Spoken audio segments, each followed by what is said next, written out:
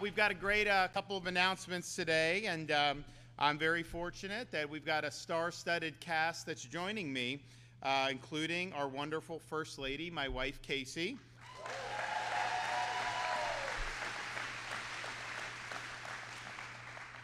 Also, our favorite Green Beret, our Chuck Norris of Florida politics, Lieutenant Governor Jay Collins is with us.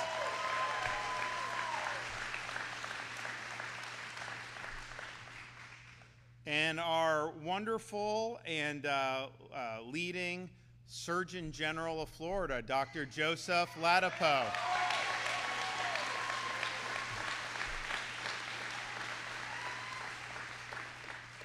I hear there's an opening for a new CDC director. Maybe we can help send Joe on his way up there. I know I would support that. I think it'd be a great choice. And then finally, last but not least, our Commissioner of Education, Stasi Kamoutsis. I want to thank him for everything.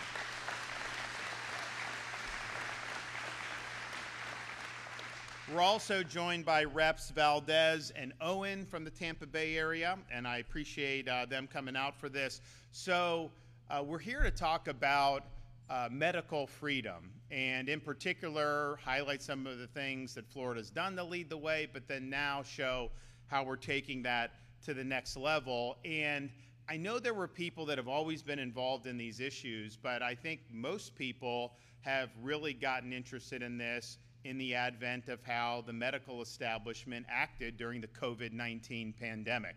And you had a situation where so many of these entrenched elites were turning towards coercive measures, trying to dictate your behavior through various non-pharmaceutical interventions, mandates, pushing products on people that they didn't want. And I think what people, because it permeated the entire country when the COVID-19 onset happened, people started looking and they started saying, okay, you know, you're telling me this, you're saying this piece of cloth putting on my face is going to save my life. Where's the data to back that up?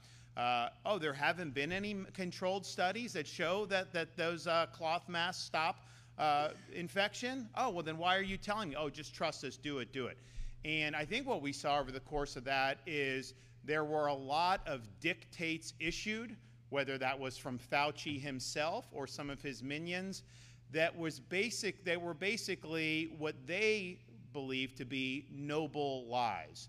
And so they were telling you to put that piece of cloth over your face, even though there were no clinical trials that showed that that would actually make a difference, because they thought that if you had a piece of cloth over your face, maybe you'd behave differently. So they were trying to induce you to behave the way they wanted you to behave, including putting out a lot of things that were just simply not true. And one of the things that I think was most devastating about some of these folks is, you know, some of these medical elites, including Fauci, they were all in on these lengthy school closures. You remember, I mean, I was here with our, one of Stasi's predecessors, Richard Corcoran, who's now the president of New College in Sarasota, which, by the way, was just ranked #1 public liberal arts college in America. You know, they say go woke, go broke. New College is kind of the opposite. We got rid of the woke, and now you have a massive enrollment, and test scores are going up, and you have classical education is back right down the road from here in Sarasota. In-state tuition like $6,300, and so I don't think you could do much better than that. But Richard Corcoran and I, in the beginning of COVID, I mean, maybe 6-8 weeks into COVID, we said, listen, you can't have a situation where kids don't have access to going to school. So we put the marker down and said all schools in Florida, the public schools, must be open for in-person instruction. And you to think that we were trying to end the world with the reaction on that. We were attacked by the American Academy of Pediatrics, by Fauci, by all these different people who basically wanted these kids to, I guess, just sit at home. First of all, in virtual instruction is very limited. I mean, Florida does it probably better than others. It's not a substitute for actually being in the classroom. the teacher union in Florida sued us, and they were trying to stop my executive order, and they were trying to force the schools to be closed. So that's what we were dealing with 5 years ago when you were doing that. And we knew that we were right because we had actually looked at the data. And the reality is these young kids, fortunately, were not amongst the population that were significantly affected by this. It was certainly more akin to seasonal flu for them. And so we said, okay, so what are you going to do? Just keep them out indefinitely? It ain't like this thing just goes away. And some said, well, we got to wait till there's a vaccine. And I'm just like, no, I am not going to do that. So we said go, but we also told parents, hey, if you want to do virtual, that's fine. That's your choice. But you're going to have the option to have your kid be in school in person. And, you know, what happened was, I'll never forget, we won the lawsuit. It's a typical thing. You know, you hear this stuff. They're now hitting, you have a very leftist judge trying to stop Alligator Alcatraz. We appeal and all this stuff. But like, a judge ruled against us on schools. They said, oh, you can't force to be open. And the union was crowing. And I was like, well, we're going to win on appeal. And we did win on appeal for that. And so we won the court cases. So then you're having kids go to school beginning of August 2020. And like, there would be all these like legacy media outlets from like New York, CNN, ABC News. And they'd go and they'd be like, oh my gosh, Florida is having kids, and critics say they're sending kids to their destruction. And I'm just thinking to myself, these people have no concept. They are putting narrative ahead of evidence-based medicine. They are ignoring the data in favor of ideology. When they were saying follow the science, what they really meant is follow their political science, because that's what they were doing. So we put people in, we made sure people had access to schools, and we had a week go by, 2 weeks go by, 3 weeks go by. The sky didn't fall. Kids were happy. In fact, we even had to fight the Athletic Association. They wanted to stop sports in 2020, and every one of their medical experts was saying, oh, you can't have kids do sports, COVID, this, that, and the other thing. And I'm just thinking to myself, these people have no evidence for what they're doing. So you want to deprive, you know, these high school kids of football season, volleyball, all the other sports, without having a factual basis to do it. And, you know, we just let it be known, like, the state of Florida is going to have sports available for our kids. If you as a parent don't want your kid playing football because you're worried about COVID, well, you know, that's your decision to make, and we respect that. But we are not going to have some of these folks make that decision for everybody else. And so lo and behold, you know, we got the season up and running, and we had kids move from all around the country to Florida because they were barred from participating in their states because they didn't follow the actual evidence. So we were able to do all that. And I honestly thought at that point, after a few weeks, I thought the whole country's schools would just open, right? Because like, we're seeing the evidence in real time. We're seeing that this is something that obviously is appropriate. And you didn't see that. You know, you had teacher unions fighting this in Chicago, Los Angeles. You know, they would say, oh, it's too dangerous to go to school. And then you'd find one of these union people in the Bahamas putting pictures on Instagram. And I'm like, you got to be kidding me. So we led on the schools, which honestly, it was already tough, even having the kids in person, because there was a lot going on. I mean, society it was just a different time. So we made do as best we could, but I can tell you, had we listened to Fauci and these people, it would have been devastating for these kids. There's just no question about it. California, Illinois, these states did tremendous harm to these vulnerable kids. And you know what? What they would do is you would have people issuing edicts, and yet these elites, their kids were still going to private school in person, but they were shutting the public where they had the lower income and the working class kids that didn't have access to all these things. And so that was public health pushing an agenda. And it was one of the most harmful agendas to our kids that has ever been pushed in the modern history of our country. We were right in Florida, and they were wrong about what they were trying to do. You also look back and think about I mean, I remember like in Florida, Memorial Day 2020, May of 2020, we got people were doing what Floridians do. They're on their boats, they're fishing, they're at the beach. And you would have thought the media is like scandalized. Oh, people are out. You have to be at home. You can't be doing all this other stuff. We had, I told the theme parks, I told the Universal, SeaWorld, I said, you guys need open. I was like, we're ready, with all this stuff. So Universal, started to get back up and running. SeaWorld, all those. Disney took a little longer because, they've got different viewpoints out in Burbank, and that's just the way it is. We've clashed with those viewpoints in Burbank a time or two. That's fine. It is what it is. That's what you do. But then they're doing that. And so all their fire was trained on Florida because people were able to make decisions. And but the public health elites and kind of the medical establishment, they were very much wedded the idea you just need to be in your home, that you shouldn't be out doing all this stuff, which was wrong. Don't get me wrong, it was wrong to say that, but that's what they were saying. But what was really revealing was, as you get into the end of May, beginning of June in 2020, you have the BLM protests that turned into riots around the country. And they were protesting like massive numbers of people going out. And so then the question was, well, wait a minute. You don't want people on a beach in Florida. You don't think people should be able to go to a restaurant indoors. You don't like the fact that, we have sports and all this other stuff in Florida. But I'm sure you're going to be just screaming from the mountaintops that you shouldn't have massive riots or massive protests with thousands of people, right? No. They did not object to that. In fact, you had hundreds of public health experts sign a letter saying, while it's inappropriate to protest against lockdowns, while it's inappropriate to be out doing things for fun, they said it was appropriate as a public health measure that you went out there and participated in the BLM protests, and even, of course, what came many, many riots. And so they say, we, the undersigned, support this, and we think it's vital for public health.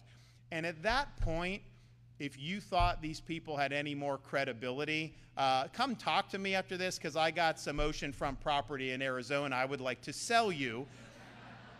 It was a fraud. And that was revealed that they were doing political science, not medical science. So you see that and you're like, man, what is going on with all this stuff? So, we obviously led the way going against the grain, and it's hard because, when you stand up, I tell people, I've been around the block a few times, campaigns, leading on issues, everything like that. If you take all the incoming I've ever taken for any campaign, any issue I've talked about, all of that, my entire time, you add it all up, and then you compare it to the incoming I received during COVID, it's not even close. The COVID was so much more intense. So because this was a global thing, you had elites and a narrative that spanned continents. They wanted people shut down. They had an agenda that they were trying to do. And you got, the state of Florida that's basically telling them no. They didn't like that. And what they didn't want is they didn't want to have an A/B test. They didn't want to say, well, Florida has kids in school. Why doesn't San Francisco have kids in school? Florida, this place isn't saying you have to have masks. Why is that no different an outcome than the places that say you have to have all this stuff? That's what they didn't really want. So the vitriol was very, very intense. And, I would say when we were doing the things about, being open business, everyone can work, all that stuff, we're not going to let local government shut you down, all this stuff.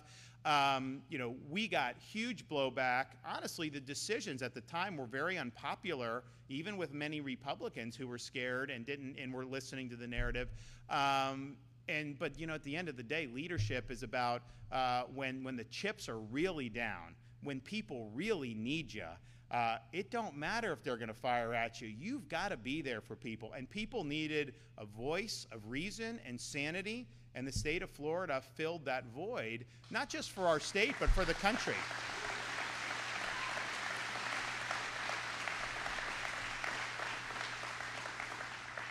So we worked very hard, understanding we were cutting against the grain. You know, we're like, you know what? You only live once. We've got to get all this done. We've got to make sure. So yes, the schools, the businesses. We were the first state in the country to ban vaccine passports. And you remember, I mean, we don't talk about it as much anymore, when the mRNA shots were rolled out in December of 2020, you started to hear, well, you know, you shouldn't be able to go to this restaurant unless you show that you've gotten this. Movie theaters, sporting events, all this stuff. Fauci was in favor of that. You started to see blue states were doing that. You actually had, you go to like eat in Chicago, you got to show this card that you took an mRNA shot for COVID, which, by the way, doesn't prevent you from getting COVID again. But nevertheless, that's what you had to do.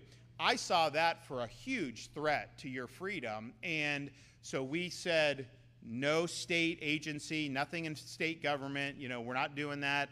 We made sure local governments, and we pushed back. But I had some people on the right, because I said, listen, it's not enough to just say government can't do vaccine passports. I don't think the private sector should be allowed to do it either, because you know why? They were just parroting what Fauci was saying. So the private sector in that sense was kind of an arm of the administrative state. They were just they were following the narrative. And it's a situation where if these restaurants say you need this passport, this movie theater, that ballpark, everything, at what point are you free to make your own decisions? They're coercing you to make decisions by trying to make your life miserable because you didn't do what they wanted you to do. That was unacceptable. And so we nipped it in the bud in Florida.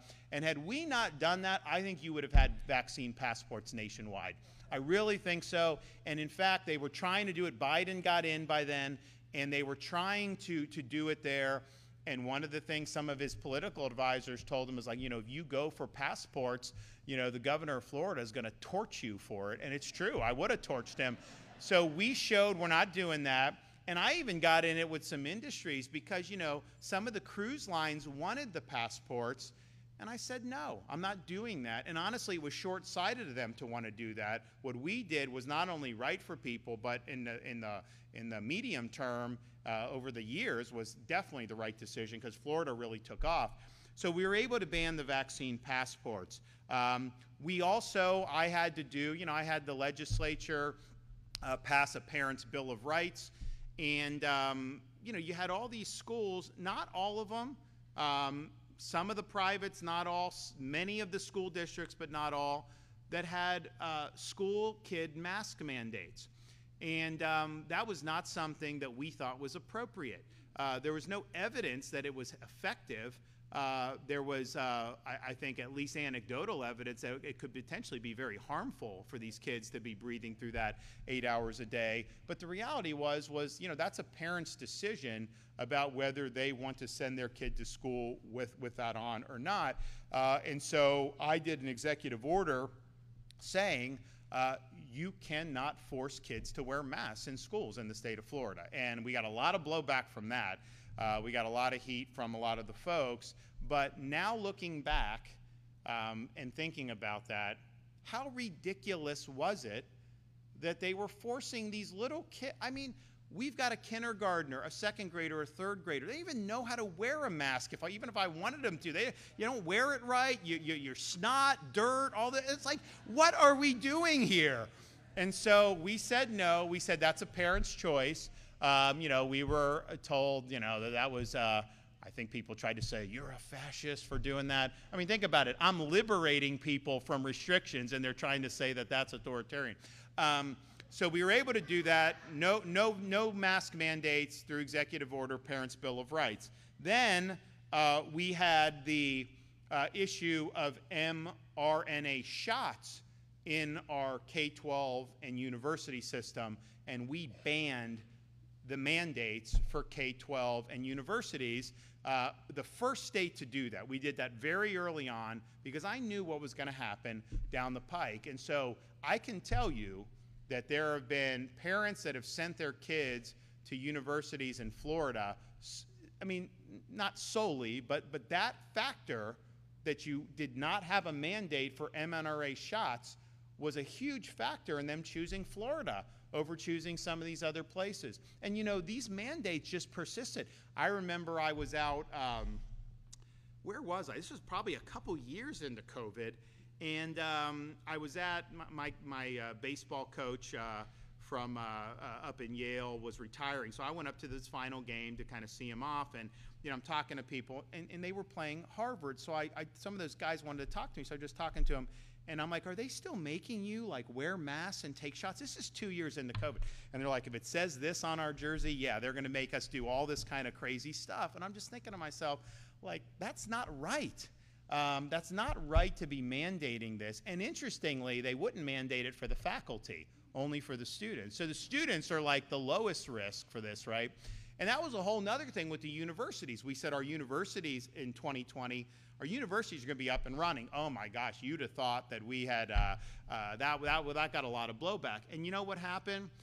Kids went, they had fun, they behaved like college students. Yes, they went to parties. They probably, you know, went to establishments. I'm not advocating, you know, that all college students should be doing that, but I'm also not naive enough to think that they're just going to sit in their apartments or their dorms all day. So that was happening. And you know what? Some people would get COVID, and you'd have a little wave, and then the wave would subside, and like nobody went to the hospital, right? And so it's like, are you trying to tell me that that is worse than trying to isolate them in their apartments and doing that? No. I mean, honestly, suicide went up in some of these areas where they were very coercive and restrictive. So you're talking about the group of people who are at like the least risk of COVID, and you're saying somehow that they should be forced to take an mRNA shot. So we nipped that in the bud very early on. We also made a decision that the way this spun out of control, it really impacted people's basic civil rights.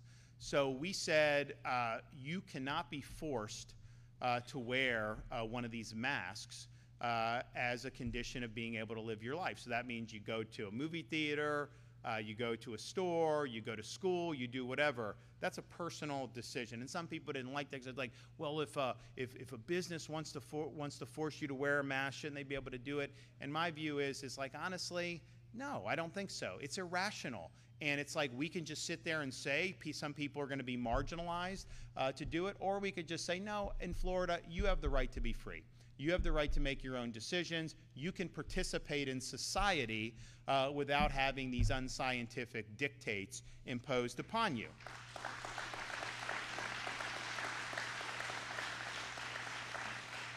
And then maybe one of the most contentious ones was, and you know, this is stuff like, you got to listen to people. You know, so many of these people in office, like they pay all this money to do polls and this stuff. Like I've never done a poll since I've been governor because I don't need a poll to tell me what's right.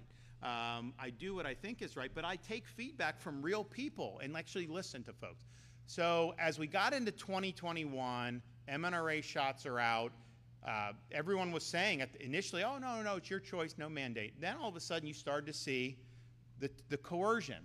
So I had people come to me like, you know, I have like, you know, 3 more months, and they say I've got to take this. I don't want to take it. My wife doesn't want to take it, whatever. And I would hear this over and over again.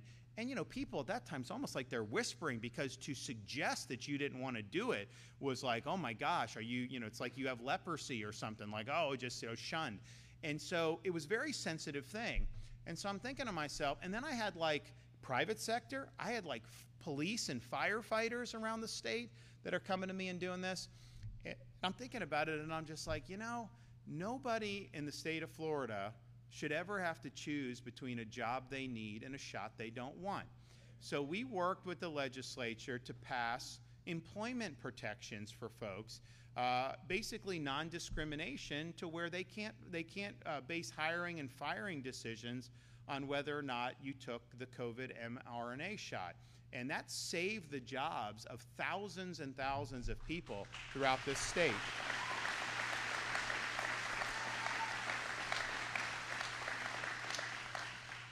We also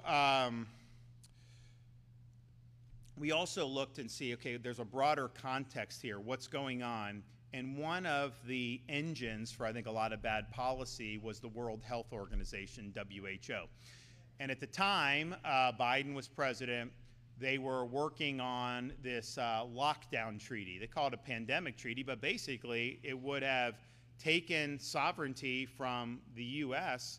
and other countries and vested it in a unelected, whatever it is, organization funded by the CCP mainly, and then somehow they would be issuing edicts that are going to affect our health and freedom. No, not on my watch. And so we passed legislation in Florida saying Florida does not recognize WHO dictates, whether it's the lockdown treaty or anything else. Now that President Trump's in, I don't think it's got legs at this point, or at least we hope it doesn't. And so that's very good that we're able to win that battle. But they're always trying to do more and more stuff, and we're making sure that we're doing everything we can to be able to support the people. Now, you also have things like, and this is just crazy, you'll have like some like 14-year-old girl that needs some type of medical procedure, and she'll go in, and if she hasn't gotten a flu shot or a COVID jab, then they won't see her, and they won't do the surgery. And I'm thinking to myself, how insane is that you're not willing to treat somebody? So some of these policies that have been put in place in some of these medical institutions are insane. So we said in Florida in legislation, no, like if you need a lung transplant or something, they can't say, well, we'll only do it if you do the COVID shot. It's irrational. It's not based on any evidence to be doing that. But that's something that's really, really important to me. So we've done a lot over the years to really, I think, be on the right side of fighting against the hysteria. The reality is people, these elites, they just lost their way. I think some of them just probably didn't really know what they were doing, but I think others really saw that they were getting power for the first time in their lives. This was kind of the Super Bowl for them, and they wanted to use that for all they could. And they really abused their positions of trust that so many had placed into them. And I think the credibility of so many of these institutions and so many of these, it's done. Just totally up in flames over how they handled the COVID-19 pandemic. And so Joe Ladapo has been great. I think he's probably the only Surgeon General who during COVID said, the mask isn't going to save you, that was willing to say, all kids should be in school, that was willing to say kids should not be taking mRNA shots, all the things that really cut against the medical establishment. And I think on every instance he's been proven right on that. But, it takes courage to do that. There's a lot of professional blowback that happens when you stand up and do what's right. So that has kind of, I think, crystallized for so many people, hey, there's a lot of issues that we got to deal with medical. And medical freedom is something that we've got to be very conscientious about protecting, especially given how we've seen so many elites lose their way. So Joe Ladapo, myself, the First Lady, we've been pushing on a lot of different fronts to be able to continue to advance the ball. We have great announcement today, regarding kind of the state of Florida's efforts to continue to promote policies that are linked to medical freedom. They say make America healthy again, the MAHA. We were doing that before anyone was even talking about it in Florida, and that's just the truth.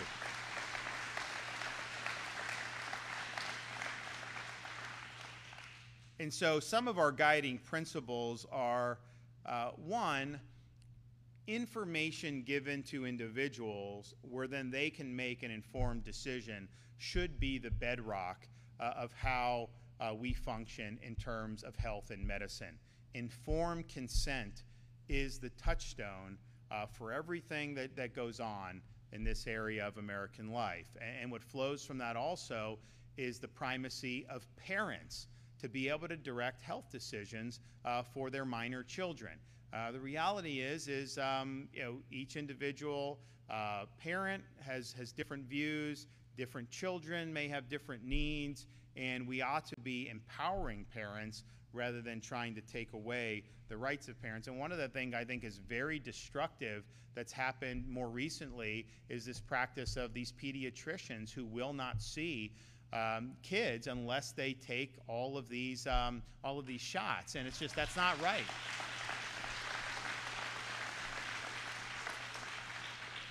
And you know, it's like you think about it. It's like there's been an effort, and I think COVID really exposed it, to say you have to do this. And if you say why, well, you just have to. Okay, well, what's the research show? What do the trials show? What do all this show?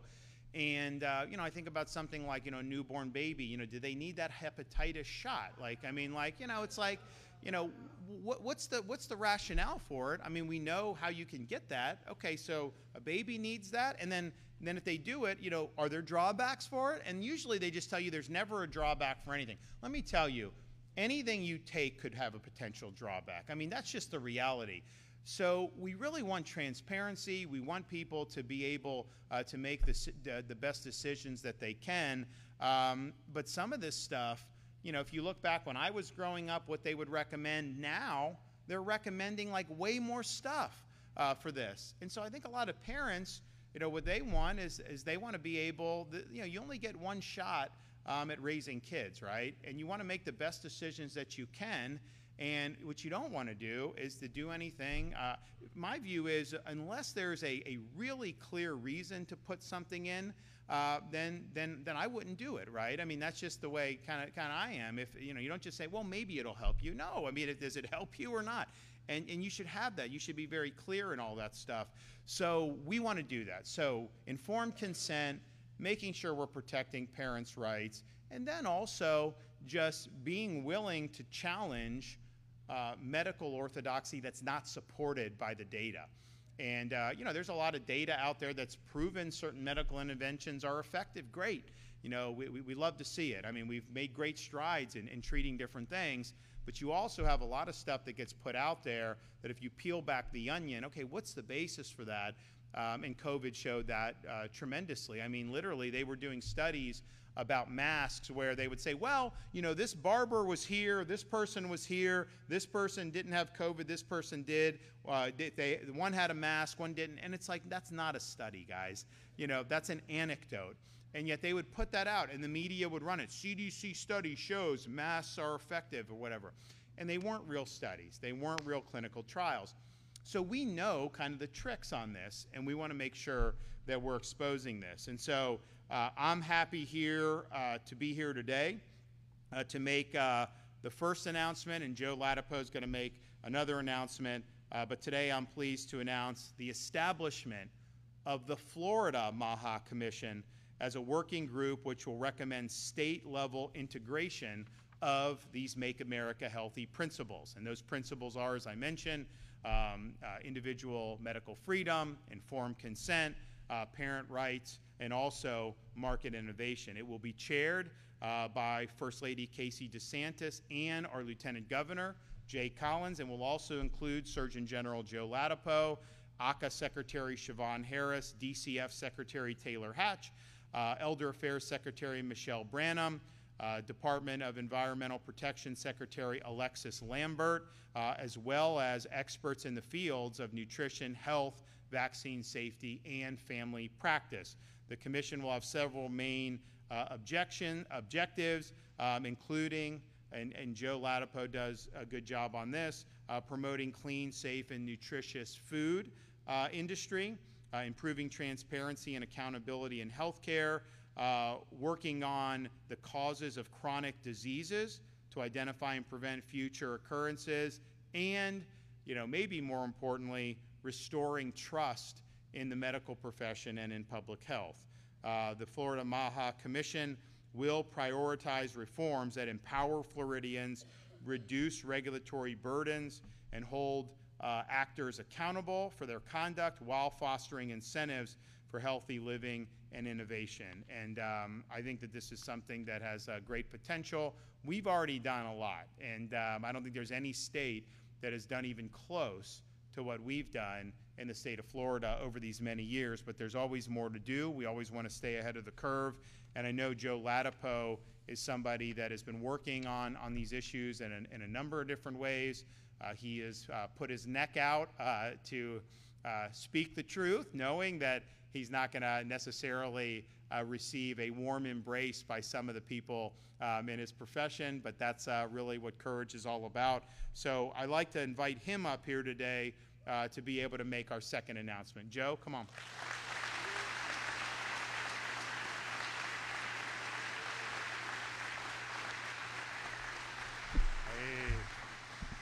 Hey, good morning. Thanks for hosting us. What an awesome crowd we have here. And, you know, that was wonderful hearing the governor. You know, one of the things I love about listening to him is he's a storyteller. And some people, I'm not a storyteller. I don't have that gift. But some people are storytellers. And it's just so fun to hear them, you know, recount history and talk about things. And it's always, I mean, it's such a pleasure for me to be able to hear the governor talk about what's been happening over the years, and everything there is true.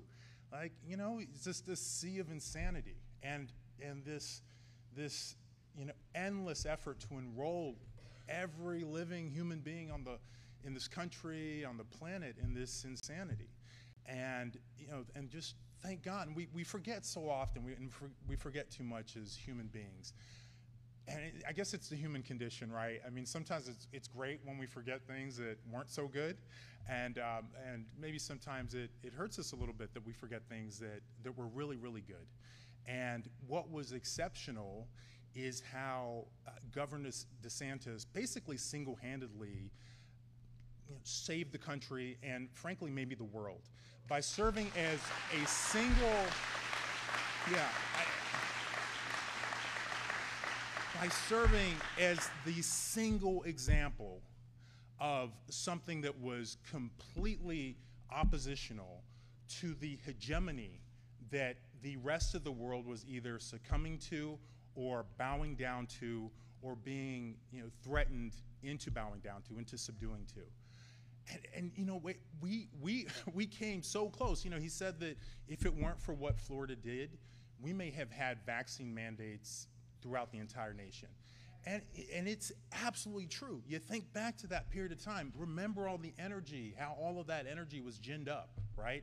Remember how it was when you know, everyone on television, all of these medical leaders were, Dr. Fauci, other people were convincing everyone that the world had to shut down.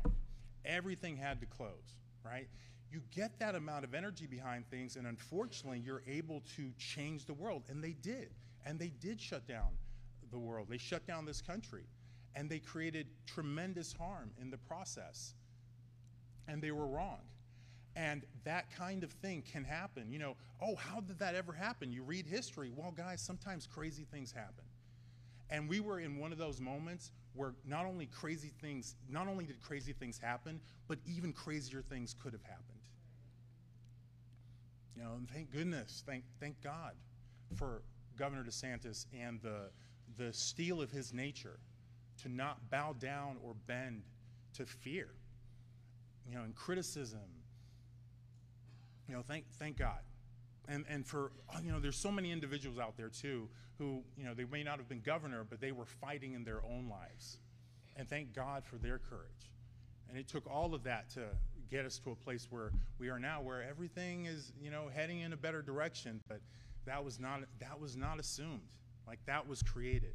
It was created by the will of people who, you know, who fortunately are reflections of God's light against the darkness of tyranny and oppression, which is, you know, unfortunately ever present in this world and in this country. So we do have some great announcements to make today. So you know, and we're gonna hear more about the Florida MAHA Commission, but what I'm most excited about is an announcement that we're going to make, that we're making now, which is that the Florida Department of Health, in partnership with the governor, is going to be working to end all vaccine mandates in Florida law. All of them. All of them. All of them. Every last one of them. Yeah.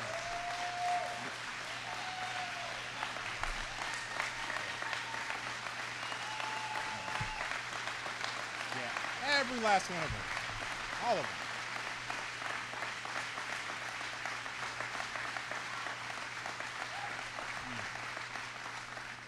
Every last one of them. Every last one of them is wrong and drips with disdain and slavery. Okay? Who am I as a government, or anyone else, or who am I as a man standing here now to tell you what you should put in your body? Who am I to tell you what your child should put in your body? I don't have that right. Your body is a gift from God. What you put into your body,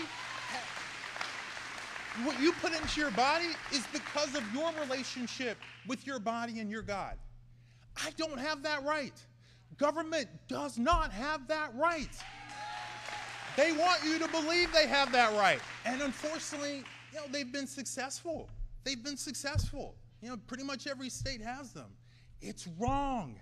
It's immoral. They do not have the right to tell you what you put in your body. They don't have the right to tell you what your kids have to put in your body. They do not have the right. Do not give it to them. Take it away from them. And we're going to be starting that here in Florida. And I love our lawmakers. Obviously, they make the machinery of our laws. Our governor reviews. We work in collaboration. He signs. I love our lawmakers. They're going to have to make decisions, right? That's the way that this becomes possible. So people are going to have to make a decision. People are going to have to choose a side. And I am telling you right now that the moral side it's so simple. No one has that right, guys. People have a right to make their own decisions, informed decisions. You want to put whatever different vaccines in your body, God bless you. I hope you make an informed decision. You don't want to put whatever vaccines in your body, God bless you. And I hope you make an informed decision. And that's how it should be. That is a moral, ethical universe, not this nonsense where people who don't know you are telling you what to put in your temple, the temple of your body. That is a gift from God. They don't have that right. One of the counter arguments you'll have, and I would even care more if it was actually sincere, is that, well, there are people who, they can't take a particular vaccine or, whatever reason they're immunocompromised, and therefore everyone else has to do something because of that situation. And absolutely, right? I've got 3 kids. I'm a parent. My kids are a little older now. They're 6, 8, and 12. And I remember particularly when they were smaller, there's nothing like, your heart literally leaps out of your chest when you're worried about your kid's health, and then especially when they're smaller, but really any age. So I understand that, I get that. But that is also that's also part of the experience of life. And it is not right. There's no basis. There's no ethical basis for that to be used as a reason, really a force to take away your ability to choose what you put in your body and what you as a parent put in your child's body. That's your right. And it's not that the world is perfect. The world is imperfect. It's not that sometimes people will end up regretting the decision that they made. And we've seen a lot of that during the COVID-19 pandemic. How many people put that poison in their bodies with these mRNA COVID-19 vaccines and wish they could turn back the hands of time and undo that, right?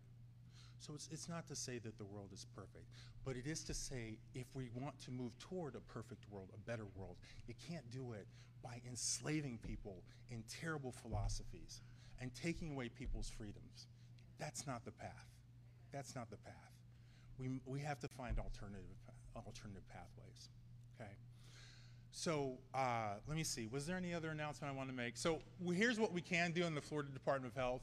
We actually have the ability to start that process with what government folks call rules. So the Florida Department of Health, we have some rules that we promulgated, not me, predecessors, that include, a handful, maybe a half a dozen vaccines that are mandated in Florida. So those are going to be gone for sure. So those are gone, and we're going to be working with our with our amazing Governor DeSantis and our wonderful lawmakers to get rid of the rest of it. We need to end it. It's the right thing to do, and it'll be wonderful for Florida to be the first state to do it. So I think that's it for announcements. So thank you guys very much. Lots of love to you guys. Thanks, Governor.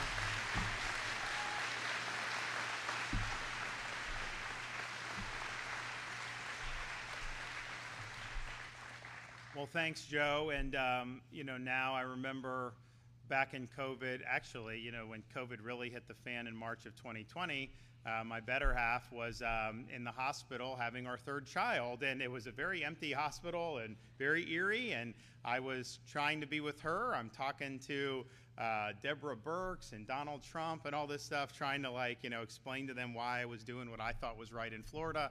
And meanwhile, we had our third child. But then it was like, okay, we're in there. We had a 4-year-old and a 2-year-old, and then the newborn. And we're just thinking of and she's like, I am not putting a mask on these kids. Like, it's just not normal, not especially at that age. And so we've, I think, just as a family, have kind of been more in tune to this stuff as a result of that whole COVID experience than we had been before. And, I think that's true for a lot of people. So she's done a lot of great work on empowering parents, empowering families, and she is the great person to be able to be chairing this Florida MAHA Commission.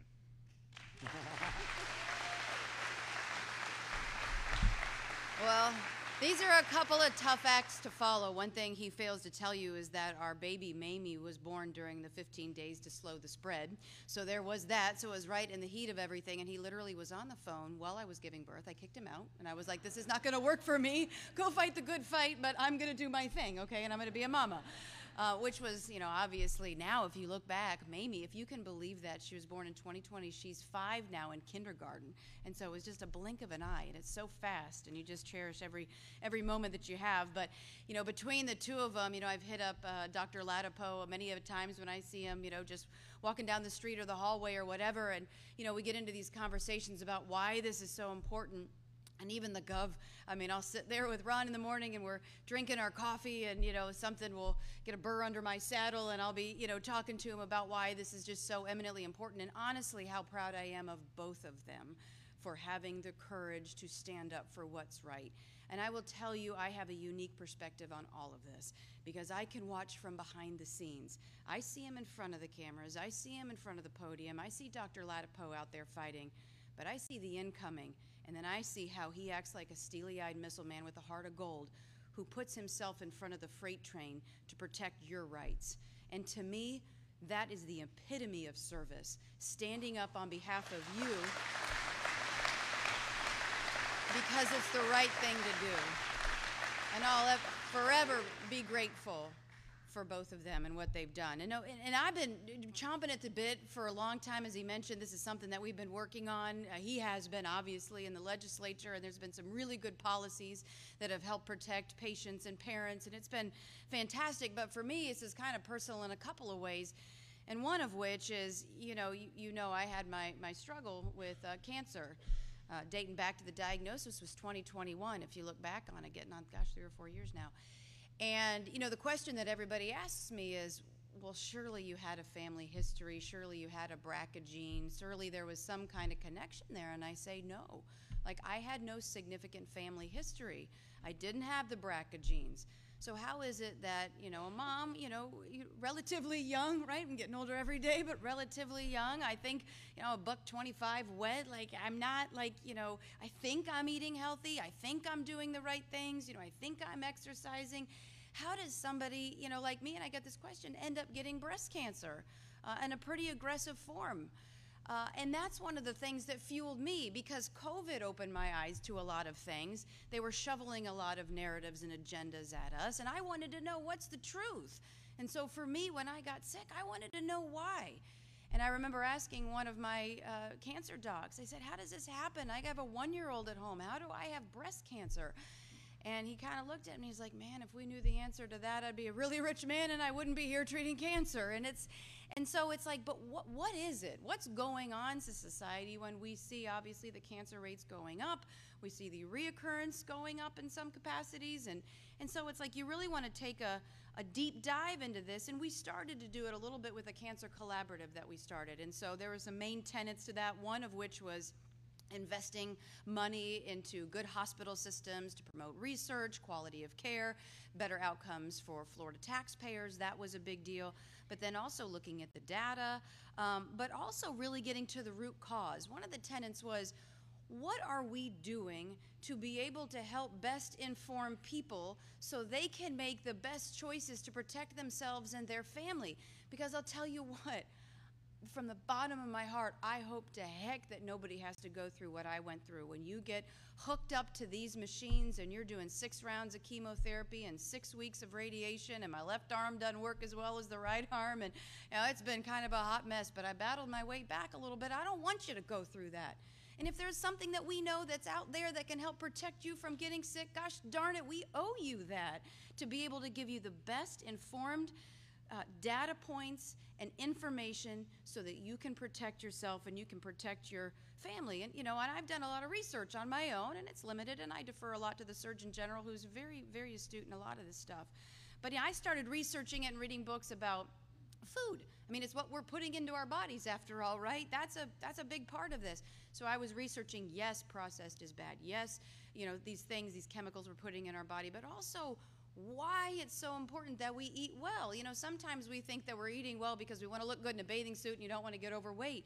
But there's really boiling down to the cellular level. I remember one lady who went through breast cancer, she told me, you must eat broccoli and pineapple. And she was, broccoli and pineapple. So I eat broccoli and pineapple every day. But, the question is why and what is truth? That's the other thing, because there's so many sources out there where there's so many lanes of information, and you're combing this as a consumer and a mom, right? And you're trying to figure out, as a cancer survivor, what is truth? You'll see a study that's out there in some publication that's talking about why this is so great. But when you peel back the layers of the onion, you find out that that study was put on by a company that makes a product that actually helps solve X, Y, and Z. And oh, by the way, the publication that posted it is pay for play, and so they're actually getting money from the company, so you don't know what to believe, right? And it's just very frustrating. So it's like, what is truth? And that's true for a mom of an 8, 7, and a 5-year-old. Because, just the other day, and I didn't tell you this, I don't know why there were corn dogs in the freezer, but that's another story for another day. But Madison was hungry, and there is a massive bag of corn dogs. Like, they're these little itty-bitty corn dogs. Anyway, in the freezer. And I'm like, what the heck is this? And so she wanted those. And I'm like, because I knew this MAHA thing was coming up, and I was going to see the Surgeon General. And so I said, I'm going to look at the ingredients. And I'll tell you what, if you dumped all of those corn dogs out of that bag and you just looked at the ingredients and I said, what am I going to give to my kids? You wouldn't know what the heck it was. I didn't see a corn. I didn't see a dog. I don't know what it was. And I dumped it in the trash, and I said, the heck with this. I was like, no, Madison, we are not eating corn dogs. And we moved on to the next thing, whatever that was. As long as it wasn't my cooking, she was happy. It was fine. But it's like some of this stuff is marketed towards kids in a really deceptive way, and I want to know truth. Just tell me as a mom what I can do to give my children the best opportunity to be healthy. Tell me what is the right balance of the right things that they need to be able to grow up and to be happy. After all, that's what this is all about.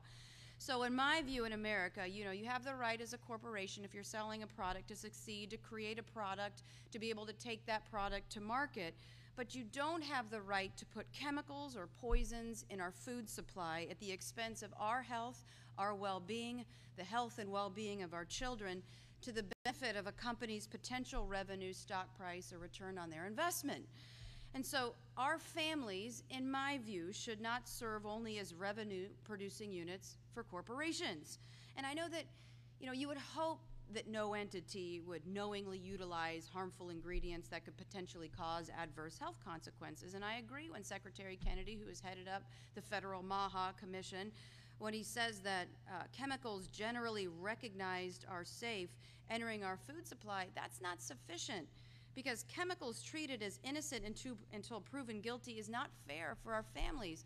We have the right to know what is putting in there. If you think it's generally safe, well, that's not okay for me to give to my 8-7 and my 5-year-old. So I really applaud what they're doing at the national level with the MAHA movement, and I appreciate that leadership, and I really look forward with this commission to be able to get out there and do some really good stuff and to be a force multiplier to all of this through the Surgeon General, the Lieutenant Governor, the agency heads, and others to really shape and yet again lead the way in the free state of Florida to empower people with the truth, and then you make the decisions that you think best for your family. After all, what is the role of government? Not to force you to do something, but to empower you with the best information at the time so you can feel empowered to do what you think in your heart is right. And we also look forward to empowering Floridians, as the Surgeon General has mentioned, to make the best informed decisions as it pertains to vaccines and pharmaceuticals. And yes, understanding, okay, what is the upside to potentially taking a drug or a vaccine, but also what do the studies and the evidence show? And be forthright and transparent about what the studies may be lacking, or the fact that there might not even be a study at all, whether it may be looking at the long-term implications about taking a certain kind of pharmaceutical, or even looking at like the vaccine schedule, for instance. I had a friend who had a child who went in to go get caught up with her vaccine schedule, and she told me that she had been really delayed on a lot of her vaccines, and the pediatrician at the time told her, well, it looks like you need 9, you might as well just do them all while you're sitting here.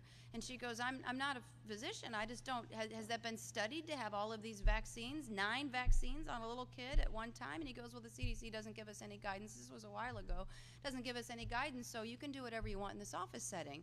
Well, I think we should be informing people about what it means if you're going to be doing a lot of these in one sitting, or what does this mean to the overall long-term health if you're doing some of this stuff. People have the right to be in the driver's seat, that's for sure, and they have the right to be able to know what's being put in their bodies, and they have the right to feel like they have enough knowledge to make informed decisions. And so, you know, one of the things I'll kind of close with, and I think it's important, when we look at pharmaceuticals in general, and this is something that I've really kind of researched and I look forward to getting into the commission more with, is a lot of these drugs, you don't need them if you live a healthy lifestyle. If you're eating fruits and vegetables, you can reverse a lot of these chronic conditions. And when you look at America, 76% of all adults across the United States of America have at least one chronic condition.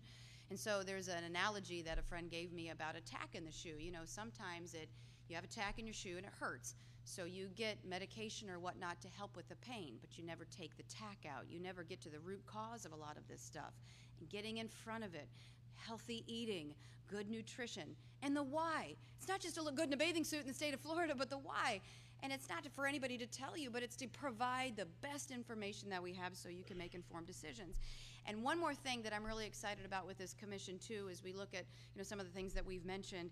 It's also other ways to improve the health, you know, beyond just like the food and that sort of stuff. For instance, like fasting, okay? If it is as beneficial as some who have really touted its unparalleled success, then why are we not talking about this more? Why aren't we talking about intermittent fasting? Why aren't we looking at some of it? Why aren't there more studies? Why isn't it, if it is as good as what you can hear people say it is out there, why isn't there more public discourse? Well, maybe because you can't monetize it. Just throwing that out there. So it's like, what is beneficial that we can do to be able to help people? So, I mean, I'm honestly, this is something I have been super excited to do for a long time. It's an honor and a privilege to stand up and fight for mamas and for families and for people to be able to make the best decisions so that they can be happy in this great American experiment. So thank you very much.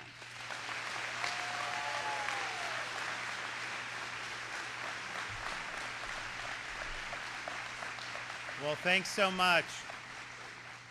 And I just want to be very clear, those corn dogs in the freezer that she did, that does not apply to the corn dogs at the Florida State Fair. Those are different. Let's just be very clear about that. No problem. You let her rip. Yeah, so I really appreciate, and she knows what she's doing, because like she'll literally talk to my ear. Well, you're eating that, you know they made this and that, and And you know, it's like I never, you know, most of my life I've just been on a seafood diet. You see it, you eat it, like, you know, and like, you know, when I'm playing baseball through college, fine, military, fine. You know, as you start to get older, it's like you've gotta, you change, and so you gotta be more disciplined on this stuff, and you gotta know what's good, what's not. But you know, one of the things I've noticed with having kids is like, you know, our 5-year-old. You know, if there's like colors, like ice cream has like blue, like that's what she wants. So like the coloring and stuff, like it really does make a difference. Our son is 7. You know, he's got some of these WWE wrestlers that are touting some of these food. Man, that's what he wants, right? Because you see, so you definitely see, and like I'm sure I was that way when I was a kid, but you do appreciate how some of this stuff, you know, was get this kid, do all this stuff going forward. And I don't think we've ever been in an ice cream store where the kids, if there's like a blue Magoo, they go for blue, like that just because of the coloring. They love the coloring. And I'm just thinking to myself, you know that mint chocolate chip is better. You know, they don't want to listen. They want the coloring. So I've definitely seen that. Co-chairing the commission is Florida's Lieutenant Governor Jay Collins, who's from Tampa, and has been a really great public servant, not only as an elected official. He was the senator over there for years, but also as a military veteran, as a Green Beret in elite special forces. Was able to he risked a lot for this country and gave a lot for this country, including one of his legs. And he was in a situation, he had served for a number of years. I always say, you know, he lost the leg. He reminds me, he didn't quite lose it. He knows where it is. It's just not on his body anymore. But he had to make a decision, you know, how do you, you know, what do you do at this point? And he decided to try to be the first person in the history of the Army to re-qualify for special forces with a prosthetic leg. And he did it, and he succeeded, and he served 5 more years.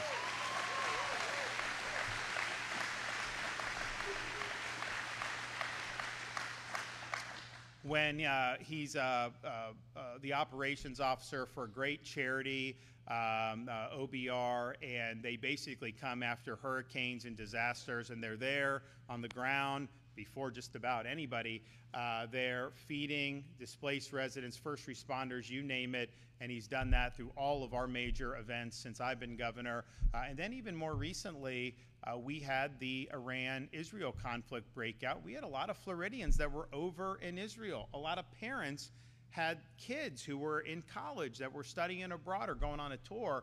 All of a sudden, the airport shut down. Ballistic missiles are raining, so we, through the Florida Division of Emergency Management, as we typically do, stood up and led. We authorized rescue missions to get people out of Israel and back safely home. Got thousands of people out of Israel, flew a lot of people on flights from Cyprus to Florida, and you know, it was very, people are so appreciative. Well, Jay, as a senator at the time, he flew to Israel on the ground, and he was personally rescuing these people and getting them linked up with our folks in Division of Emergency Management. He ended up saving dozens, if not more, people during that period of time. And so, you know, it's like most people run and hide when the fire gets hot. This is something he didn't have to do, and he was over there doing it. And I can tell you, in all the political fights we've had, even though everyone always says they're going to be strong and conservative and all this stuff, when things start to hit the fans, a lot of people run and hide. And on all these issues, he's run into these fires, whether it was being, you know, leading on helping us get our immigration to where we're at. We're the #1 state helping President Trump's efforts to enforce immigration law and effectuate the removals of illegal aliens from our state. And that is ongoing, in spite of what the media may try to tell you, including at Alligator Alcatraz. And there were a lot of Republicans that tried to block that, and Jay was one of the ones that stood with us. He's also been very strong on Second Amendment. He carried the constitutional carry, which, you know, before I was governor, they were restricting Second Amendment rights in Florida. We've been able to expand, and the legislature should do more, and I've called upon him to do more, but the most significant expansion was the constitutional permitless carry bill that he was the one that was leading behind, and then he was also the author of the bill to not allow CCP purchases of land in the state of Florida, and that's something that's really significant.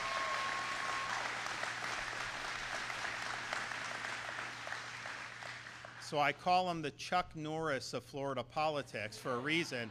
And just so you know, like, hopefully we don't get a storm. There is something brewing. Most of the models have it kind of being a fish storm, but that's way too early to know for sure, and you're really going to need to get in, to next week probably to have a decent track on it.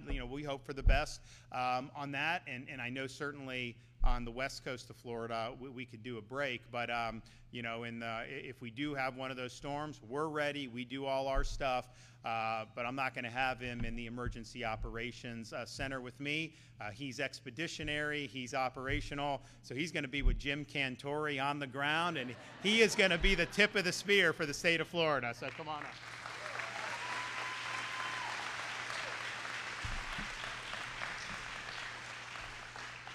Well, how the heck do you live up to that introduction? Thank you. I'll do my best here. Man, it is good to be here. Aren't you proud to be a citizen here in Florida, a resident of Florida? God, aren't we blessed?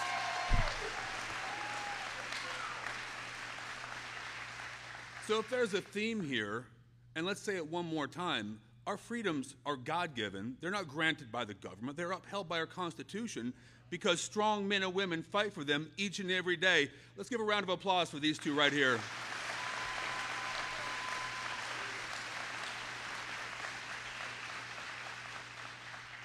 So many of you know me. I have literally broken bread and fed many of the people in this room, quite likely, and through our work with OBR. You know how I look at things. I am blessed to be lieutenant governor. I was blessed to serve as a Green Beret, but there is nothing on God's green earth that defines me more than being a dad and a husband. I don't know about you, but I will not fail my family, and we're all fighting to make sure we pass things on to our children better than we had it. That's the goal, right? That's what we're doing right here in Florida. Grace Christian School, thank you for opening up your doors. Thank you for having this incredible audience. Thank you.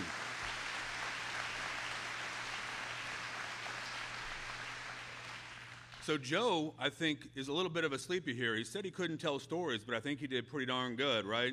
That was amazing. He took us to church as well. Could you imagine where we would have been in 2020 during COVID if we didn't have leadership willing to step into the void, to take that on face first, shoulder first, and deal with a brunt of crazy train that was going on across the planet? Look, I was feeding millions of people across the country, all over, and there was no place that handled it the way he did. You heard it said by Joe, and I'm going to echo that. He stood as a foothold of freedom, a foothold of common sense and logic when nobody else would. The world changed because he stood. If you don't believe one person can make a difference, you're not paying attention to Florida.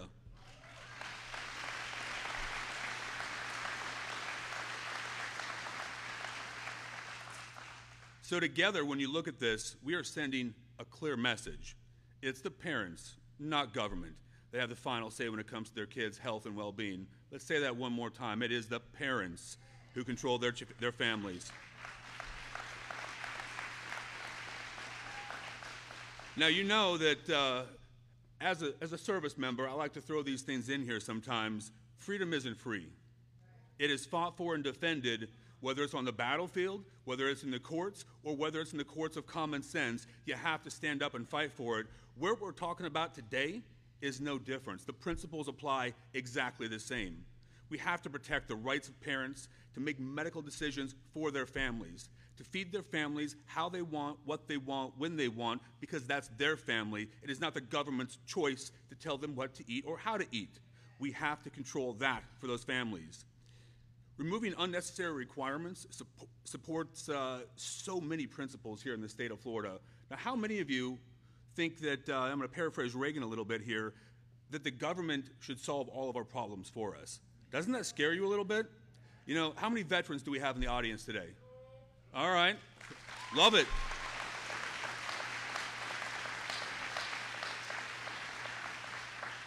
So when I talk about military grade, it probably means something very similar to you as it does to me. A lot of duct tape, maybe some bubble gum, and things being bid by the lowest common dollar. Guys, it's the same way with government. The government doesn't often solve the root cause. They try to, they create a second problem, often a third, and complicate the first, and we never get to the root cause of that. That is what's happened in D.C., but you know what's great here? We're cutting right through the BS in Florida, and we're eliminating. We're getting government out of the way, government out of your lives, because we believe in people's right to have manifest destiny for yourselves, to control what you want to do, because those freedoms are given to you by God. They're upheld by our government. That's what we're doing in Florida. That is what we're fighting for. That is what he has stood alone for so long. That is amazing. One more round for this guy.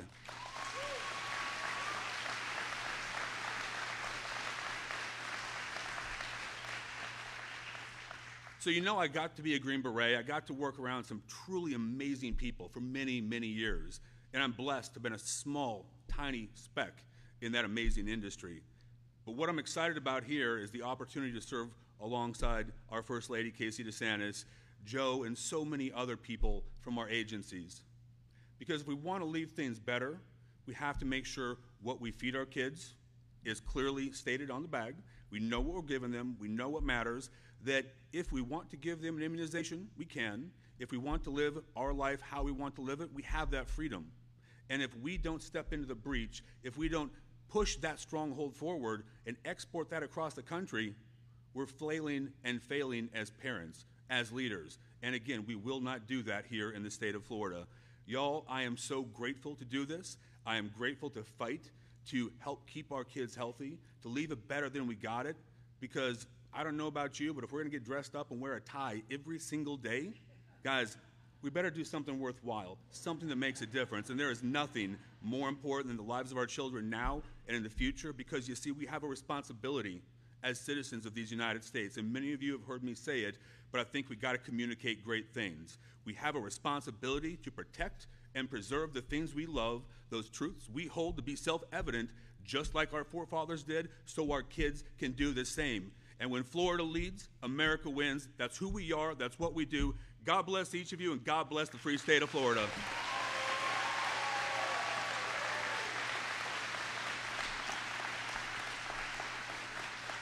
Well, thanks so much, Lieutenant Governor. You know, Florida, with Jay at the helm there, is of all 50 states, we're the only state that has both a governor and a lieutenant governor who are military veterans. I mean, like, that's...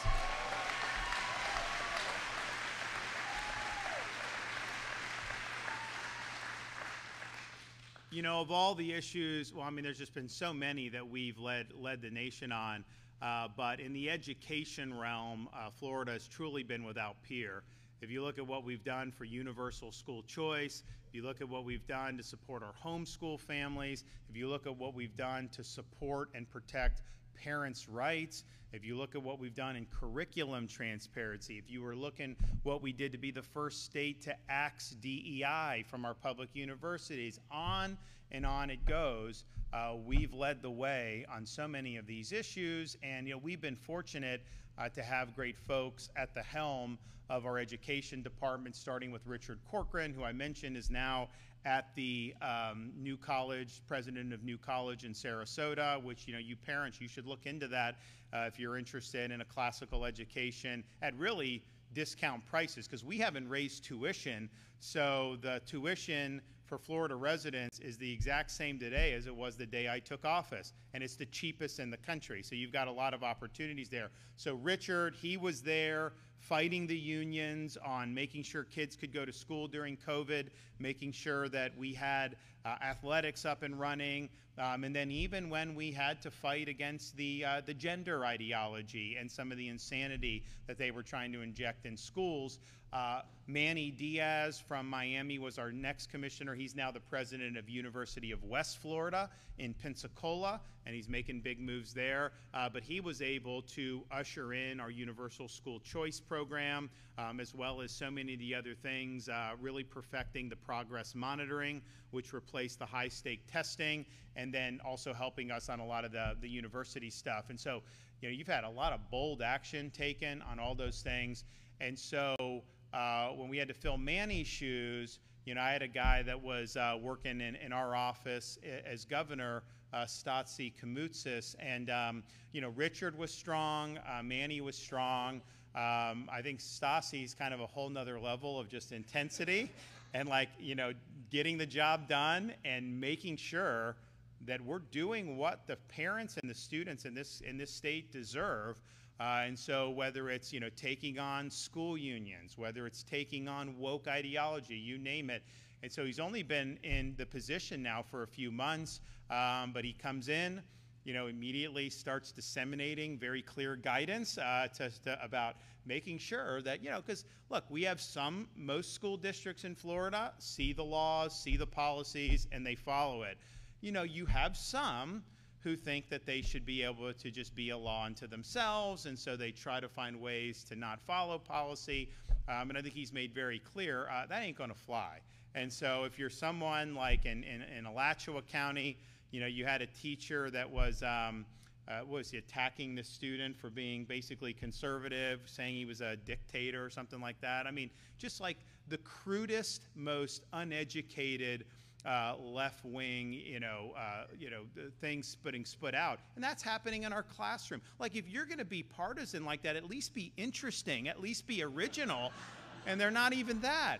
So he hauls them up. He hauls them up to the education department about, you know, violating parents' rights, makes them answer the question. So all I can tell you is, you know, if you're out there in the school districts, you know, 90-some% of the teachers and the administrators in the school districts, you know, understand what they need to do and are working to do it.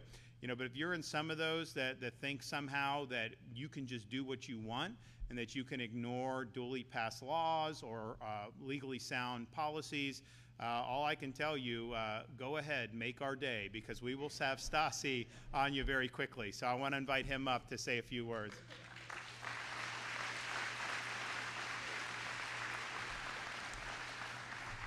Well, good morning, Grace Christian School. One of our proud private schools that participates in our school choice scholarships.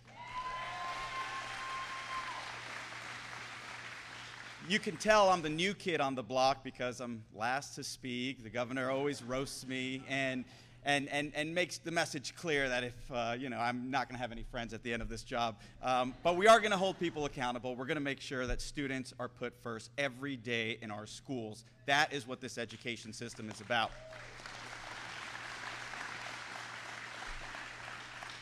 I also think either the Surgeon General or the governor must have been talking to my wife when they decided who was going to be put on this MAHA Commission, because I noticed I didn't make it, and she has been telling me lately I need to get on the treadmill. So hopefully I'll be able to impress her and impress them and make my way onto this, into this initiative that is really going to impact so many Floridians. I'm thankful to be here in all seriousness with the governor, with the First Lady, with the Lieutenant Governor, Jay Collins, who's homegrown here in Hillsborough County,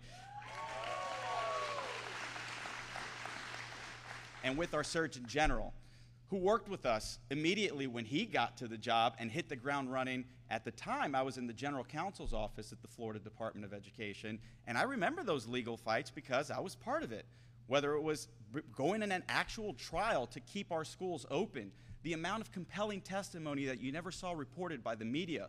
You had Jay Bhattacharya, one of the leading medical experts in the nation, testify as one of our expert witnesses, and yet a judge still didn't find that the medical evidence was compelling, unfortunately.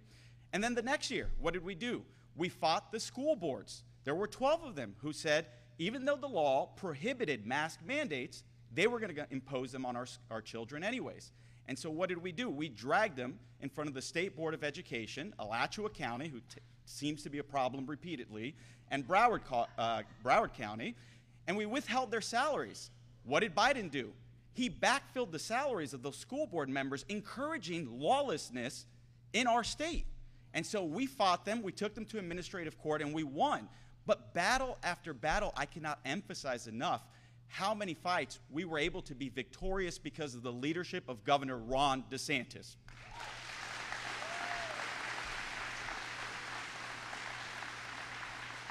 Governor, I mean this with all sincerity as a parent of 4 daughters.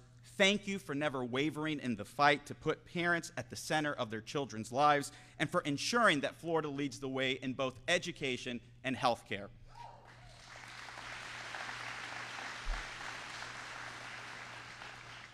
Today, we continue to fight for Florida families, whether it's parental rights and continuing to expand them, whether it's making sure that parents have the ability to object to inappropriate materials that we continue to find in our schools, or whether it's to expand programs like school choice to ensure that parents have the ability to make the best decision for their children, to send them to schools like Grace Christian, where they're not going to be exposed to that ideology.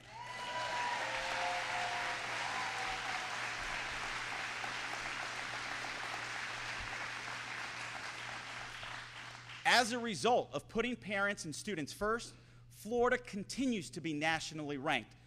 Heritage Foundation, 3 years in a row, says that we are #1 in education freedom. The Center for Education Reform says we're #1 when it comes to the Parent Power Index for 4 years in a row. And the Ed Choice Freedman Index finds that Florida is #1 in supporting its parents. Florida is a safe haven where parents can be parents. Thank you, Governor, for your leadership.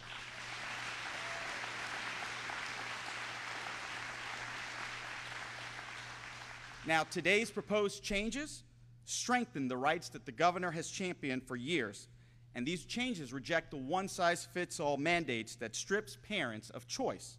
By removing vaccines from the required immunizations necessary to attend school and expanding exemptions to include moral and ethical convictions, we are ensuring that every parent's voice is heard and honored here in this state. This is the Florida model. I'm honored to work alongside Governor DeSantis, the First Lady, the Lieutenant Governor, and the Surgeon General to ensure that Florida remains a leader in the nation for both education and medical freedom.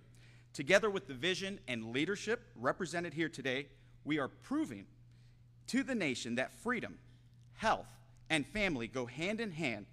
And in Florida, so long as Ron DeSantis is our governor, it will be the free state of Florida, and parents will always be empowered. Thank you, and God bless you.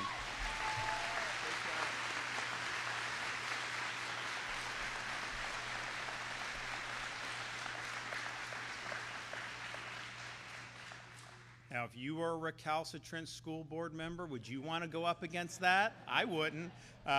So I appreciate Stassi. He's had an amazing start to be an education commissioner, and he hasn't let up yet. So this is going to be something that you're going to hear more about our commission. Obviously, Dr. Latipo is going to do the health department. Basically, Florida, you know, and these have been long before I was around or Joe was around, you know, there are statutory mandates, particularly for school. Now, there are exemptions, and families are able to do that, and we've supported the exemptions over the years and expanding those. But then the Department of Health over the years, again, before I was around, they added an addition to statute. And the legislature had never passed that. I don't even know if the authority was that great to be able to do that. So anything beyond statute, Joe has the ability to bring back. So that's what he is going to do. The rest would require changes from the legislature, but ultimately, you know, we just trust people to be able to make great decisions. Now, on the commission, you know, we're going to tackle, you know, everything that people are concerned about, and just try to, you know, COVID was very eye-opening because they were telling us things that were not factually true, and that there needs to be a check and balance against that.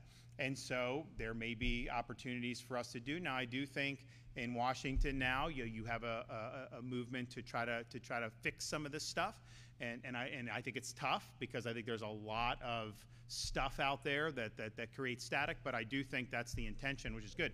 But we need to be here and we need to be able to provide this. I mean, Jay Bhattacharya, he's the head of NIH now.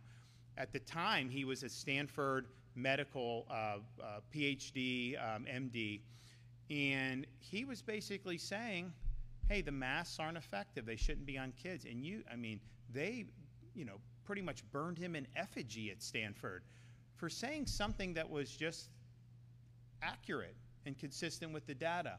So we don't want to be in a situation where narrative triumphs over the data and the facts. And that's what ultimately we got to rely on, and that's what we want to be able to do.